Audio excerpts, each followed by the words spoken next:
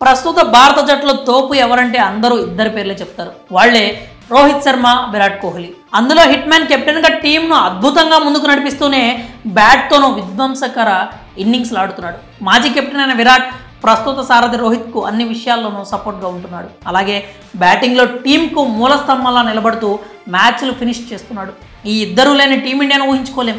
అంతగా భారత క్రికెట్పై రోకో జోడీ తమ స్టాంప్ వేశారు. ఇండియన్ క్రికెట్లోనే కాదు, ప్రస్తుతం వరల్డ్ క్రికెట్లోనూ వీళ్ళు టాప్ ప్లేయర్లుగా కంటిన్యూ అవుతున్నారు.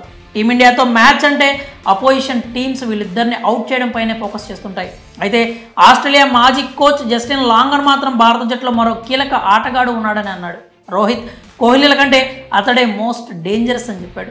జస్టిన్ లాంగర్ చెప్పిన ఆ డేంజరస్ ప్లేయర్ మరెవరో కాదు, కేఎల్ రాహుల్. ప్రస్తుతం టీమిండియాలో అందరికంటే రాహుల్ చాలా ప్రమాదకర ఆటగాడని లాంగర్ తెలిపాడు. నేను ఆస్ట్రేలియా కోచ్గా ఉన్న సమయంలో భారత్తో సిరీస్ ఉంటే విరాట్ కోహ్లీ, కేఎల్ రాహుల్ అవుట్ అయ్యే వరకు రిలాక్స్ అయ్యేవాడిని కాదు. ఎందుకంటే రాహుల్ చాలా డేంజరస్ ప్లేయర్. అతని ఆట చూసేందుకు చాలా అద్భుతంగా ఉంటుంది. అతనికి ఇంటర్నేషనల్ లెవెల్లో మంచి ఎక్స్పీరియన్స్ ఉంది. గ్రౌండ్కి ఇరువైపులా అతడు ఆడగలడు. పేస్ అటాక్తో పాటు క్వాలిటీ స్పిన్నర్లను కూడా అంతే బాగా ఎదుర్కోగలడు అంటూ లాంగర్ చెప్పుకొచ్చాడు. రాహుల్తో కలిసి ఐపీఎల్లో వర్క్ చేసేందుకు రెడీగా ఉన్నానని పేర్కొన్నాడు. అలాంటి ఆటగాడు టీంకు కెప్టెన్గా ఉండడం గొప్ప విషయం అని చెప్పాడు. లక్నో సూపర్ జైంట్స్ ఫ్రాంచైజీ తమ కొత్త హెడ్ కోచ్గా జస్టిన్ లాంగర్ను నియమించిన విషయం తెలిసిందే. ఈ నేపథ్యంలో లక్నో కెప్టెన్ అయిన కేఎల్ రాహుల్ మీద లాంగర్ ప్రశంసల వర్షం కురిపించాడు. అతడితో కలిసి పనిచేసేందుకు ఆతురతగా ఎదురుచూస్తున్నానని తెలిపాడు.